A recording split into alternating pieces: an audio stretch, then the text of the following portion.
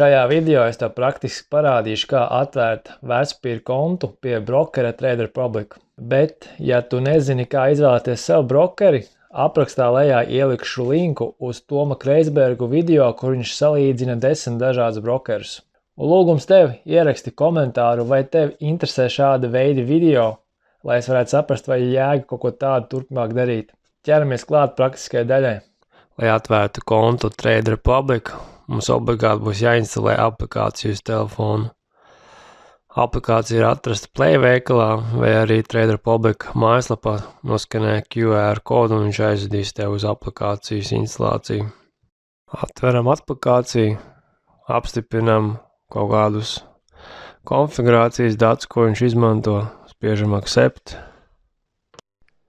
ievedam savu telefonu numuru, spiežam Next. Tagad jāsagaida uz telefona atnāks verifikācijas kods, ievadīsim to. Apstiprinam atkal savu valsts piedarību. Šeit mums ir jāizveido savs PIN kods, ar kuru tu iereģistrēsies aplikācijā. Apstiprinam tikko izveidoto PIN kodu. Tālāk spiežam Create your account. Ievedam savu vārdu, uzvārdu, dzimšanas datumu. Spiežam Next, ievedam savu galveno e-pasta adresi, ar kur mēs logosimies un saņemsim kurā visus savus ziņojumus. Ievedam savu pašreizējo adresi, te varētu būt mazliet problēmas tiem, kas dzīvo privāti mājās.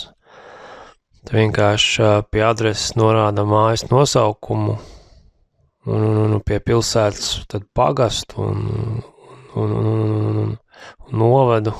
Skatās pašiem, kā sanāk. Tālāk ierakstam pilsētu, kurā mēs esam dzimuši. Izvēlamies, kādas valsts pilsoņi mēs esam. Izvēlamies, ko mēs dotajā brīdī darām. Vai mēs esam pašnodarbināts vai darbinieks. Izvēlamies attiecīgo amatu. Tagad ķersimies klāt identifikācijas verifikācijai. Spiežam Next. Atķeksējam lietošanas noteikumiem, ka piekrītam. Izvēlamies dokumentu, ar kuru mēs apstiprināsim savu identitāti. Šajā gadījumā es izvēlos ID karti. No sākuma es nofotografēšu ID kartes priekšpusi, pēc tam aizmuguri. Te var sanākt bišķi pamocīties, kāds vairākas reizes. Mana pirmo reizi nesanāca. Man arī tāds pavecāks telefons ir, skatās, bet, process ir iespējams. Šeit viņš automātiski būs ģenerējis datus no ID kartes, palabojiet.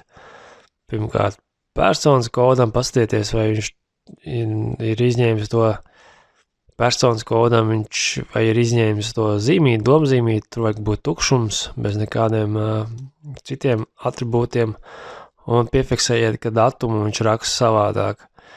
Viņš neraksta vispirms dienu un datumu un gadu, bet viņš raksta mēnesis, tad ir diena un tad ir gads. Tātad izlabojiet to, ko viņš ir nepareizi pats nolasījis un ierakstiet savu dokumenta izdošanas datumu. Tagad būs jāuzņem pašportrets, biometrija, sejas. Šeit mums ir jādod piekļuve mūsu atrašanās vietai, un tad šeit mums pagaidām ir izveidots konts, viņš vēl nav apstiprināts. Nākamajā solī ir jāverificē sava adrese.